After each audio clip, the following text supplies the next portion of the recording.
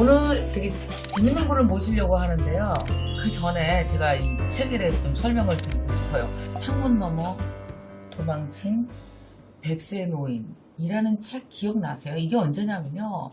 2014년이에요. 그러니까 2014년이니까 지금부터 몇 년 됐지?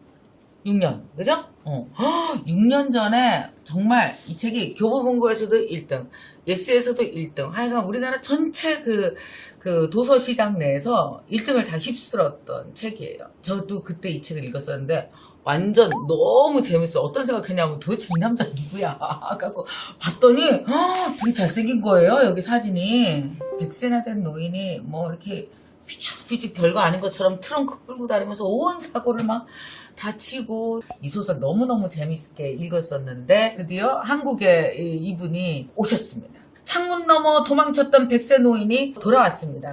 요번에 새로 쓰신 책은 핵을 들고 도망친 101세 노인이에요. 옛날에는 폭탄 갖고 장난쳤다면 이제는 진짜 핵을 들고 101세 노인이 다시 돌아왔습니다. 여러분, 우리 김미경 TV 구독자 여러분들, 또 북드라마를 사랑하는 여러분들에게 꼭 이분을 소개해드리고 싶어서 제가 오시라고 막 부탁을 드렸어요. 그래서 오늘 여기에 오셨습니다. 자, 이렇게 전 세계적인 베스트셀러를 쓰신 소설가 요나스 요나슨을 여러분들이 직접 뵙고 얘기 나눌 수 있게 됐습니다. 자, 여러분 다 같이 우레와 같은 박수로 요나스 요나슨 저자를 모셔보도록 하겠습니다. 박수!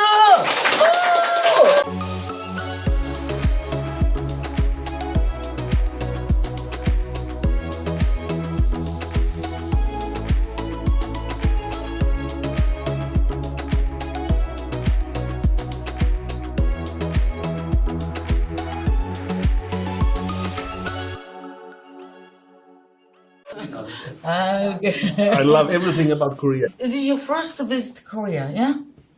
What is your first impression of Korea? Friendly people. Oh, friend of people. Yeah. Just like me. Okay. Exactly. Beautiful woman just like me. Sorry. And great food and big city. Seoul is really big city. It never ends. Okay, right. So you visited it just by yourself, without your family? No, I'm here alone. Mm-hmm. You have a son, yeah? Yes. Two? One? One 12-year-old. 12-year-old? Mm-hmm. Wow. My best friend, too. Oh, best friend? Yeah. He is talking about your novel? You guys are talking about your novel? When he was younger, I was putting him to bed, and he couldn't sleep. Then he always said, "Papa, read something for me from your books. Oh. Then I'll fall asleep." That means, okay, that means not very fun. Because it's talking about 100-year-old man. Okay. But he is excused because he has a reason. Because when I am in the kind of last stages of my manuscript working, then I sit at home reading my manuscript to myself, and I'm reading it out loud. So I am basically listening to myself. Oh. If I can feel there is a flow, then I'm happy. And if I get stuck or so, or wrong read it, then it might be something that need to be adjusted. Because of that method, Okay. my poor son, he has heard this book like 10 times before it's published. So I understand why if he doesn't read it. 지금부터 키워드 인터뷰를 시작하겠습니다. Okay, this interview has something very special concept. It's a keyword interview. I'm gonna show you some keyword. Okay. Then I'm gonna ask you related that keyword. Okay. Let's start the keyword interview. Come on. I'm nervous. You're nervous. Okay. The first keyword is life. Life? Your life. Yes? Yes. Okay. I had a chance to read an article of your life. Your life. So when you were young, you worked as a journalist Yes. for 15 years. Yeah, and then you founded your own company, OTW, right? That's correct. Yes, yeah, and it's very successful. Yes. Then you had some health problem, and then you quit your company, and sometime later you became a writer. It's very interesting story. So could you tell us more about your life, your story? Okay. I kind of always knew that I was an author from the age of 15, something at least. I knew that I was to write books, but things came in the way all the time. I just, happened to be a journalist, and then I just happened to start this media company together with a friend, and then we just happened to have 100 employees after a few years. 100 employees. Yeah.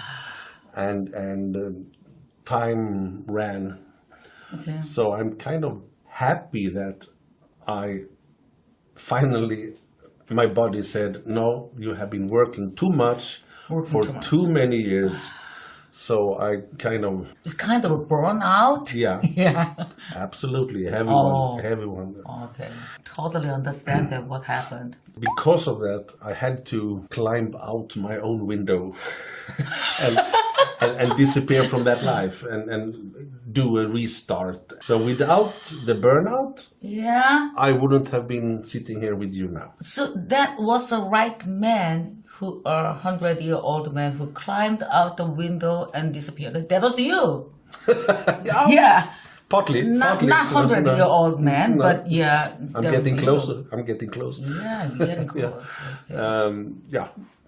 At least that part, there is a similarity between me and Allan Karlsson is his name. But in many other ways, the old man in my book is not me. Okay. So you started, you decided to start becoming a writer. Yeah? And after having sold this media company, I got plenty of money, moved to Switzerland. Switzerland? Just this close to Italy. Just 70 meters from the Italian border, just south Switzerland. Okay. And there I had nothing to do. I had no identity any longer. So I kind of had to finish this book project so that I could call myself and identify myself as being an author. Otherwise I would have been ex-journalist, ex-media producer, ex-whatever. Into the next topic is the becoming a writer. Okay, so you said that you've been thinking about writing a novel for a long time. So when did you first think about becoming a writer? That was already when I was teenager. I'm grateful to my high school teacher. One day after lesson, class was dismissed, and she said, Jonas, can you stay? The other went out, and I had to stay, and I was thinking, okay, what did I do now? and she said, Jonas, soon it's time for you to go to college. Yeah, I know, I said. What particular direction are you thinking of? She said. I don't know, I said. Probably economy as my older brothers. And she said, no. You are a writer, Jonas. Wow. And that helped me. Wow. You influenced by your teacher. Yeah. Wow, that's great. And I have, in different interviews, I have thanked her later on. So it's very lucky you had a great teacher in your life. That's so great. Important. Wow. Yeah. So let's talk about your first novel. So your first novel is, you know that your title on your book is always long. The 100-year-old man who climbed out the window and disappeared. And this new book title is The Accidental Further Adventures of the 100-Year-Old Man. So it is your preference to make title longer? You know, if you write a book with a long title Yeah. and you sell 10 million copies of it, Okay. then don't change that concept. Stick to the long titles. Okay, now you have a bestseller, yeah? Is it 10 million copies? 10 million copies. The first then book. you can't change your concept. No, Okay. exactly. Okay, that's right. So you know that more than 10 million copies were sold, and it was also the #1 seller in Korea, 2014. I want to ask you, why do you think that many people around the world love your book? What do you think? I don't think you can explain such a success with only. There must be more than one explanation. One can be that, Alan Carlson, the 100-year-old man, he seems kind of immortal. Yeah. And so he, in that sense, he spread hope to people about that life doesn't necessarily has to be over just because you turn 35. Okay. Can't turn. That can be one thing I've been thinking of. Another can be this climbing his own window, making these changes in life. It's could be something people are longing for too. Maybe one or two out there should climb their own window now and then. Another explanation I've been thinking of is that Alan Carlson, my 100-year-old man, he treats people for what he thinks they are worth. He doesn't care about titles or positions or fame or money. And that is kind of encouraging too, I think. So maybe if you add all these explanations, you get the success. Yeah, right. It's just that he can do what he wants to do. Yeah, that's the many people's desire, but they can't. The many people can't do that. Yeah. Okay. This main background is North Korea. Since we're talking about the North Korea a lot, and is there any particular reason for that? North Korea? Yes, since this was written in 2017. I basically wrote it from January to December, you could say. And since I wanted to treat present time as I once treated the whole century, the whole 20th century, I had to let my Alan to be a part of all the major events that year, which includes by necessity North Korea, Donald Trump, United States, United States, Angela Merkel, and mainly that. That was, North Korea and USA were really in the center of everything in 2017. So to get this idea about the recent historical events, so what do? You are reading newspaper every day to get this information? Of course, I'm a newsaholic. Newsaholic? Newsaholic, yeah. When I wake up in the morning, I grab my tablet and check what happened the last few hours and so on. I subscribe news magazines and newspapers, international and Scandinavian. Yeah, and I follow the debate and so on. So it is the last topic. Yeah, your popularity. Oh yeah. So I think the reason for your popularity is because you make people laugh. And you also move their hearts. So in your opinion, what do you people get from your novel? What do people get from your novel? What they get from my novels? I guess they get hope. That's great thing. Yes, right. Yeah, I That's got good, hope. I got hope. Yeah. We live in hopeless times, so hope is good.